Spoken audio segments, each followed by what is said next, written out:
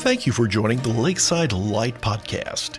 It's light to help you see your way, and a light version of our full televised Sunday services, which you can find on our website at lakesidechurch.org.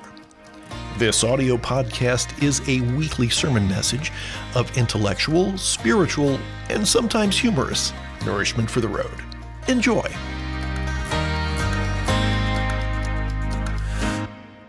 O God, may the words of my mouth and the meditations of all of our hearts be acceptable in your sight, O Lord, our rock and our redeemer. Amen.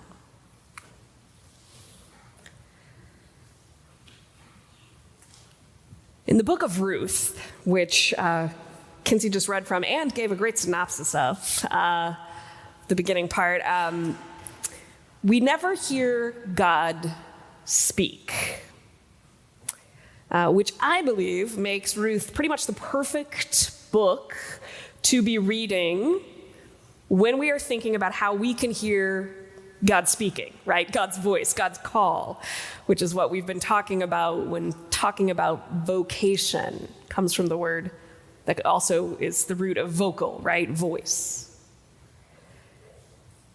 In this story of Ruth, this story about two women and then later Boaz and the community, we have a story about those who have to discern their paths much more the way we discern our paths, right?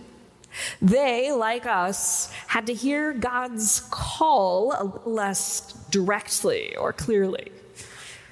They had to hear God's call by listening to one another, by listening to their circumstances and listening to their faith.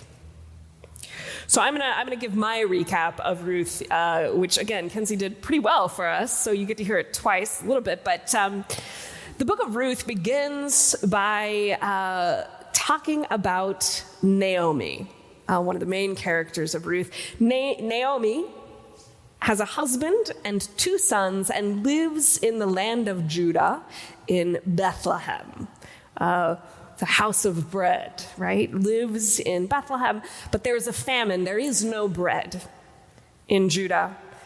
And so Naomi, her husband, and her two sons decide they have to leave.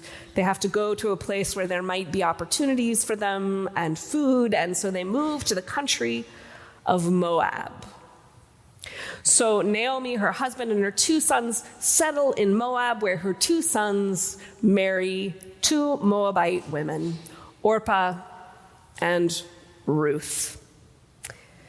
Now, as the years unfold, Naomi loses her husband and then loses both of those two sons. So now she and the two daughters-in-law are alone in a foreign land without the support that would have been necessary to their survival in so many ways. A man. Without a husband, without husbands for these daughters, they have no rights, they have no way to have means for food. But Ruth hears through the grapevine that the land of bread is once again having better luck, that there is food once again in Judah, and so she decides to head back to where her people are. But Ruth and Orpah are now tied to her legally. They are connected to her, and so they begin the journey, all three of them, and that's when Naomi stops the journey and says, Ruth, Orpah, stay here. Stay with your families. Stay in the country of Moab while I go alone back to Judah. As we know from today's passage, Orpah does make the decision. She discerns her call to stay with her people, with her family, in her own country, and Ruth decides to stay with Naomi. So Naomi is returning home. She is returning to a place that she knows. She's returning to her own people, her own race, and her own nation. But Ruth is a Moabite. And this book, by the way, reminds us that she is a Moabite over and over and over again. It is important for us to remember and for the book to flag for us, because those initial readers would have known the Moabites were enemies of Israel. So Ruth, a Moabite, has no idea what to expect. She does not know where her journey will lead her. She only knows she is going into a strange land, and she knows who she will take the walk alongside. Ruth knows that she is called with Naomi. I recall a fellow pastor once lamenting how a lot of people like to choose Ruth 1:16-18, those sort of final verses that Kinsey read, as readings for their weddings. And this pastor was like, oh, that's so silly. They don't even know that they're using words spoken by a daughter-in-law to a mother-in-law. Which, for you podcast listeners out there, I'm giving a heavy eye roll. Because, first of all, of course, many couples do in fact know that this is the context for the passage they choose, but also it is a perfect passage, to my mind, for the beginning of a marriage, right? In front of witnesses, you are confirming what Ruth was also experiencing, that you do not know what the future holds, but you know who you will face the future with, right? You're not committing to jobs in a wedding or a geography or even really to tasks. The call you are confirming is a call alongside another person, that call to be with. Maybe you had such an experience yourself. Maybe you stood before others and made such a vow. Maybe not. But have you ever felt called with? Have you ever felt called alongside someone maybe? Or maybe some community, called with a community or into a community. How much is the purpose or the meaning of your life influenced by the company you keep, by the partners you choose, or the organizations, the communities you join, or perhaps are placed into? And as for us as a community, as for us as a whole community, not just us as individuals, are there ways we are called with or called alongside? There's some low-hanging fruit here, obviously, right? We're called to be with each other. We're called into community together. Mike talked a lot about that a couple weeks ago. We're called to be a community. But I believe there are also ways that we as a community are called to walk alongside others and other communities. What are the ways we are called to walk alongside others? So 2.5 years ago, quick mini history lesson, your session appointed a group called the Elemental Churches Task Force, a really catchy name. And that group was helping clarify some goals and some strategies and some visions and all those things for the immediate future. And at one point, instead of really just jumping directly to tasks or those strategies, one of the first things the group had to do was spend some deep thinking, praying, discernment time, figuring out who we felt God was calling us to walk with. What communities, what groups, what neighborhoods was God calling Lakeside to walk with? And after lots of study and prayer and conversation, that group made a list of 7, actually, that informed our goals and visions later. So it wasn't as explicit once we got to the goals and visions, but it was the framework through which we came up with that. And the top 2 were, in order, first, we were called to the congregation itself, to each other, right? Called into relationship with one another. And the second one was, we were called, we felt, to work with and alongside immigrants and refugees. And there were some other really good ones too, but those are the top 2. And this number 2, of course, did not come out of nowhere. It's something that this community has been feeling tugged toward for a long while, this work with immigrants and refugees. But that particular call toward working with refugees has become even clearer in the last 2 years and has really come to fruition more fully in the last year and a half or so of our work.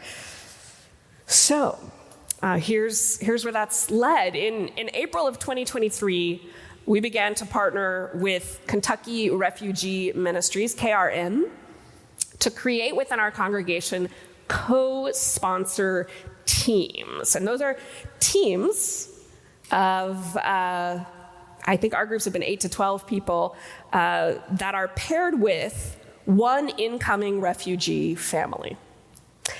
And one reason we have loved working with KRM is that their philosophy really solidly echoes our own, what we feel called to, right? This feeling we have of being called to walk with, which is not exactly the same as, let's say on the one hand, being called to like just give away stuff, just sort of send stuff away from us. That's one extreme of what this could be, or the other extreme of what this could be, right? To mistake ourselves in this call to being benevolent, powerful saviors, right? This idea that we might be the ones doing any saving, or very important here. The KRM language frequently uses the idea of becoming good neighbors, which ding, ding, ding. If you're Christian, you should hear that and say, oh, that might be my call. Those are some words we know about being good neighbors. So far, you as a congregation, this community has stepped up to co-sponsor 3 different families. And the first family arrived in April of 2023, and we were called with them and ready to take on the unexpected twists that happen when you're called with instead of just knowing exactly what to do. So for us, it was a surprise and a little disappointing that the first family that arrived quickly moved to Louisville, because that's where their family and community already were. They already had connections to that area, but that was part of our call, right? Part of the call to be with and to true partnership is wanting what's best for your partners and for everyone, not wanting to maybe get to be the ones who get to help, right? When there's better help available. And I hope that's something that's part of our philosophy. When there's better help available, how do we help one another and our communities find that, people who can do a better job than we can? So that was our first family. And then our second family arrived shortly thereafter. Because we were all prepared to go, they said, great, then have we got a family for you. They arrived in May of 2023. The Al-Masri family came from Syria, and they have settled since then in the Newport area. A year later, their children are all in school. The father recently had really incredible, important surgeries he's needed. They've had a lot of medical care needs met. They've been working on and off, and they had a new baby. We'll hear a little bit about that in a minute. I invited the leaders of that co-sponsor team, Fran, who's in the congregation right now, and Lora, to help us explore this idea of being called with. And Lora will tell us more in a minute, but here's what Fran wrote me. Thank you, Fran. She said, I've been thinking, what does it mean to be a refugee? What would it take in my life to leave all that I know, my home, my family, all of my possessions, including family treasures and especially photos, to leave all of that and go to a faraway place with unfamiliar customs, languages, race, religion? And that is what our families endured through their long and arduous journeys. We can thank God, she says, that we were waiting to receive them, to welcome them, to journey with them. It continues to be a difficult and challenging and sometimes discouraging trek. But these folks are blessed to have friends to walk with them. And we are blessed even more to get to go with them on the journey. We welcomed a second refugee family this past March. The Adil family is from Pakistan, and the Adils are a single mother and her 3 children.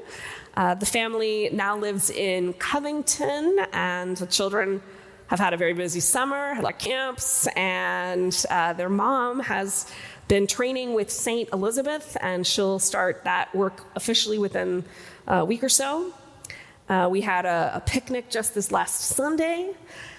And when I asked our co-team leader, technically Sarah Kanapke and I are co-leaders on this, but Sarah has truly done the yeoman's work with this team. And I asked her thoughts about being called with in this process, and she played right into my hand. She didn't realize what she was doing.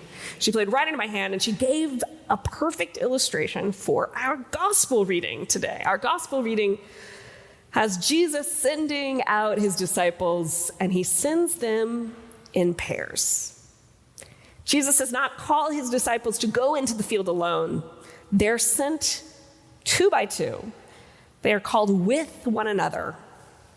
We were never meant to do any of this call stuff alone. So Sarah said, I've been struck with the way the team has complemented each other.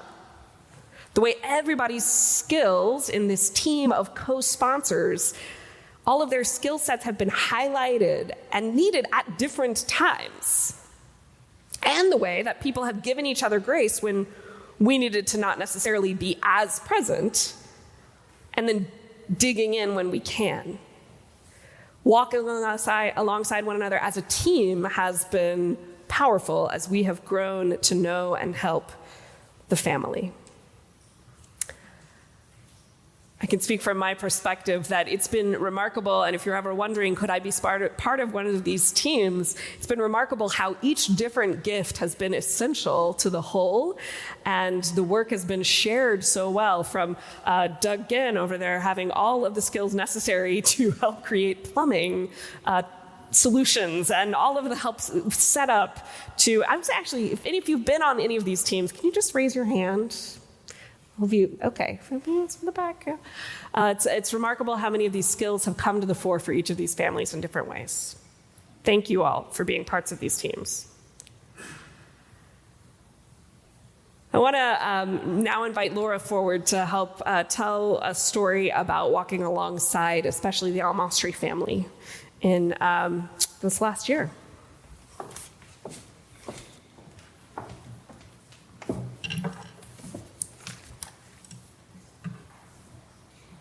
I was on the co-sponsor team with the Asmari family, and once that co-sponsorship ended, Fran and Tom and Clay and I decided to shift to a mentor role. Eamon, the father, had several medical issues that needed to be addressed, and Ragda found out she was pregnant, and she would require a cesarean. We felt it was important to continue walking alongside them and help navigate all these various challenges. The doctor's appointments with Ragda was interesting. They had an iPad, and the interpreter, or translator, was online. And so not everything translates. And Wi-Fi difficulties at times, but we made it through. We developed a good relationship with one of the physicians, and she was going to be the one to manage the delivery. So she discussed the birth plan to Ragda and explained that one person could be with Ragda during the procedure for the delivery. Ragda said she wanted me. I explained to Ragda that in America, most fathers are present in the delivery room. And she said no, she wanted me. And I wasn't sure about all of that. It was certainly out of my comfort, so I just avoided it. May 8th. The morning of the scheduled delivery, We arrived at the hospital. Ragda and Eamon were certain they wanted me in the delivery room. So Ragda and I went to pre-op together. I was so nervous. I wasn't even the one having the baby. I speak English, and I was familiar with the medical facility. Ragda was super nervous as well. The time came. They instructed me to put on a jumpsuit, a head and foot covering. I walked in the surgery room, and there was a stool, and I sat beside Ragda, and I held her hand. And 90 seconds later, an 8.5 beautiful baby boy was born. It made me think, if we can just be open to walking alongside someone, it can be life-changing. After Adam was born, I left the hospital, and Eamon and Ragda bonded with their new baby. I am no longer a mentor, but a friend, and Auntie Lora. We cannot fix all the challenges for this family, but we can walk along with them for the journey.